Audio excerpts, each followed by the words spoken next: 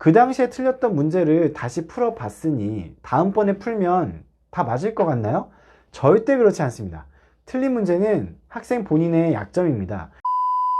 제가 고등학교 3학년이었던 해는 대통령이 바뀐 첫 해였어요. 뜬금없는 정치 이야기가 아닙니다. 학교나 학원에서 선생님들이 공통으로 말했던 것 중 하나는 새로운 정부가 들어선 첫 번째 해인 만큼 이번 수능은 아주 쉬울 것이다 라는 것이었습니다. 역대로 대통령이 취임한 후 첫 번째 수능의 난이도는 쉬웠다는 것이 근거였어요. 아마 수능이 어려우면 그만큼 입시생을 둔 부모들의 여론이 악화될 것을 우려한 것으로 보입니다. 사실 시험이 어려우면 어려운 문제를 잘 풀기 위해 사교육을 많이 찾게 된다며 비판하죠. 반대로 시험이 쉬우면 변별력이 떨어진다고 비판합니다.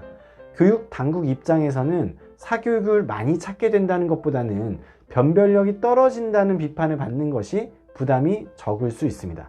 특히 수학 선생님들께서 이런 이야기를 수업 중에 많이 하셨어요. 그래서 저는 쉬운 문제를 많이 풀기로 계획했습니다. 수능은 쉽게 나올 것이니 쉬운 문제를 많이 풀어서 오답률을 줄이고자 했던 것이죠. 쉬운 문제를 많이 푸는 일은 굉장히 즐거웠어요.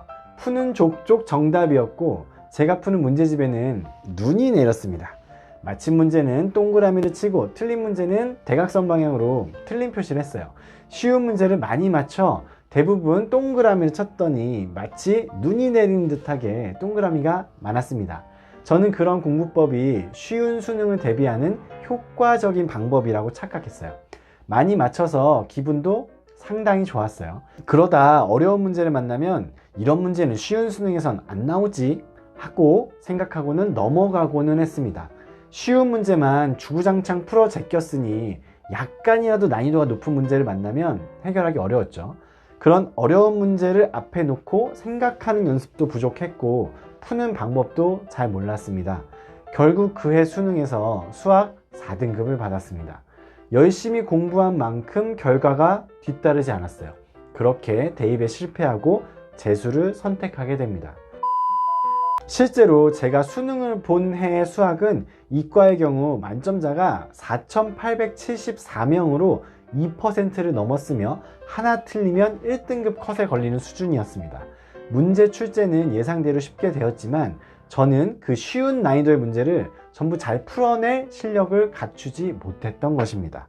제가 고3 때 했던 공부의 문제점 중 하나는 정답을 맞히는 데 들인 시간을 공부했다라고 잘못 생각한 것입니다. 어떤 문제를 푸는데 주저없이 막힘없이 완벽하게 풀어냈다면 그저 아는 것을 확인한 것일 뿐 내 실력을 상승시키지는 못한 것이에요. 내 실력을 계속 확인만 한다면, 즉 쉬운 문제만 계속 푼다면 내 실력을 상승시킬 기회는 갖지 못하는 것입니다. 많은 학생들이 착각하는 것이 바로 이 부분이에요. 정답을 많이 맞히는 쉬운 문제풀이와 학원이나 인강 수업 듣기를 내가 공부했다고 착각하는 것입니다. 이 두 가지는 절대로 공부한 것이 아니에요. 자신의 성적을 향상시키는 데 큰 역할을 하지 못합니다. 공부를 한다는 것은 자기 스스로 배운 것을 복습하고 남에게 설명해 줄 정도의 실력이 되는 것을 의미하기 때문입니다. 재수 생활을 하면서 저는 제대로 된 수학 공부법을 정립하게 됩니다. 우선 기본서의 개념 내용을 남에게 설명할 정도의 수준으로 만들었어요. 그 전에는 개념 설명 부분을 쓱 읽고 공식을 외운 후에 넘어갔었어요. 바로 뒤에 나오는 기본 문제는 공식을 대입만 하면 술술 풀렸습니다. 그래서 저는 이것이 개념 공부를 한 것이라고 착각했었죠. 이를 바로 잡아 공식을 외우지 않고 유도 과정을 찬찬히 뜯어보았어요. 그리고 개념 설명 부분을 내가 남에게 설명할 수 있을 정도로 만들었습니다. 그러자 공식은 반강제로 내 머릿속에 들어왔고 그 공식은 아주 오랫동안 제 머릿속에 남게 되었습니다. 기본서의 개념을 확실하게 다진 이후에는 내신 수준의 유형 문제집 한 권을 반복해서 풀었어요. 모든 문제를 2번씩 풀었고 두 번째 풀 때 틀린 문제와 정답을 맞히긴 했지만 헷갈렸던 문제를 표시해서 다시 풀었습니다. 이런 방식으로 틀린 문제는 4번에서 5번을 풀었어요. 그랬더니 한 권의 문제집으로 수능 모의고사 1, 2등급 수준까지 빠르게 올라갈 수 있었습니다. 여기에 수능, 평가원, 교육청 기출문제풀이를 추가로 했더니 견고한 1등급의 수준에 올라설 수 있었어요. 견고한 1등급이란 문제가 어렵든 쉽든 간에 만점이나 한두 문제를 틀리더라도 항상 1등급을 받는 수준을 말합니다. 그래서 저는 지금 대치동에서 아이들에게 수학을 이런 방식으로 가르칩니다. 문제는 3권, 4권을 엄청난 시간 투자를 해서 다 풀게 하기보다는 한두 권의 문제집을 위와 같은 방법으로 반복적으로 풀게 해서 시간 투자를 비교적 적게 하면서 성적은 빠르게 올리고 있습니다. 대치동에서 수학은 선행이 대단히 빠르고 숙제를 다 하지 못할 정도로 많이 내주는 것이 일반적입니다.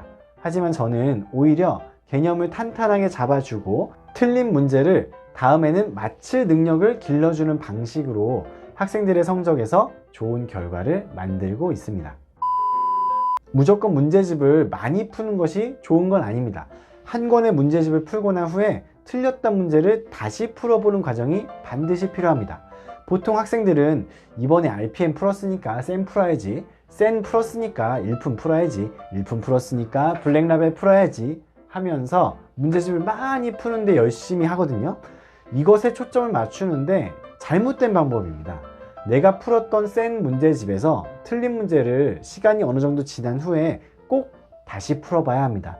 그 당시에 틀렸던 문제를 다시 풀어봤으니 다음번에 풀면 다 맞을 것 같나요? 절대 그렇지 않습니다. 틀린 문제는 학생 본인의 약점입니다. 이 약점이란 단순 실수일 수도 있고 개념에 구멍이 났을 수도 있고 특정 아이디어를 떠올리는 법을 모를 수도 있습니다.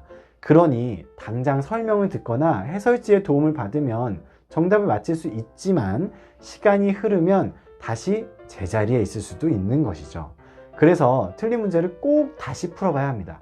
이런 오답의 오답을 4번 정도는 해야 한 권의 문제집을 온전하게 자기 것으로 만들 수 있습니다. 아시겠죠? 오늘 당장 지난 학원에서 풀었던 문제집을 살펴보세요. 그리고 다 풀지 못한 부분이 있다면 그것부터 먼저 해결해 보세요. 그리고 틀린 문제만 모아서 다시 풀어보세요. 거기서 또 틀리는 문제가 반드시 있을 것이고 그것은 학생의 약점 중에 약점 중에 약점입니다. 이런 문제들은 이번엔 틀렸지만 다음번에 다시 풀었을 때 맞히게 된다면 그것이 바로 실력이 올라가는 것이고 성적이 올라가는 것입니다. 오늘도 영상 봐주셔서 감사합니다. 영상이 도움이 되셨다면 구독과 좋아요를 부탁드립니다. 행복한 하루 보내세요.